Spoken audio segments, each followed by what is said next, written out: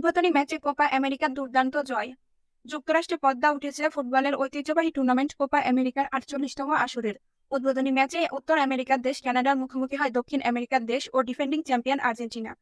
টানা দ্বিতীয় শিরোপা জয়ের লক্ষ্যে তুলনামূলক সহজ প্রতিপক্ষের বিপক্ষে দারুণ জয় নিয়ে মাঠ ছাড়েন লিওনেল স্ক্যালোনির দল। ফিফা র্যাঙ্কিংয়ে ৪৮তম স্থানে থাকা কানাডাকে ২-০ গোলে হারিয়েছে কোপার বর্তমান চ্যাম্পিয়নরা। গোল দুটি করেন জুলিয়ান আলভারেজ ও লাউতারো মার্টিনেজ।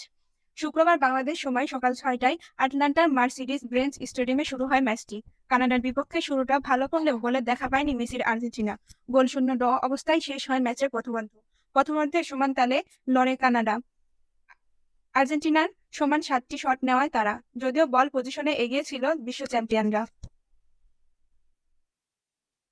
তবে দ্বিতীয়ার্ধের শুরুতে এগিয়ে যায় আর্জেন্টিনা। ৪৯ মিনিটে অ্যালেক্সিস ম্যাক্স অ্যালিস্টারের স্টিচ থেকে ৬ গজ বক্সে বল পেয়ে ডান পায়ের শটে জাল কাপান জুলিয়ান আলভারেজ। ১-০ ব্যবধানে এগিয়ে যায় আর্জেন্টিনা। গোল হজমের পর আক্রমণের মাত্রা বাড়িয়ে দেয় কানাডা।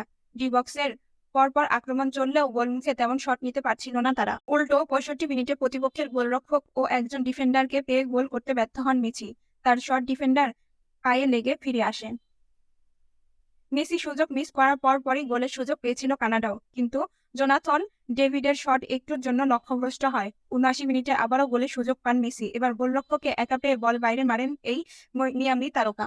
তবে ৮২ মিনিটে মেসির ক্রস থেকে গোলরক্ষককে একা পেয়েও ওটামেন্ডি হেড করেন বাইরে। এত গোলের সুযোগ মিসের দিনে অবশেষে লাউতারো মার্টিনেজ ব্যবধান বাড়ান। ৮৮ মিনিটে মেসির ক্রস থেকে গোলরক্ষকের পায়ে ফাঁকা দিয়ে দারুণ ফিনিশিংয়ে দলটিকে ২-০ ব্যবধানে এগিয়ে দেন। শেষ পর্যন্ত এই ব্যবধানে ম্যাচ জিতে মাঠ ছাড়েন আর্জেন্টিনা।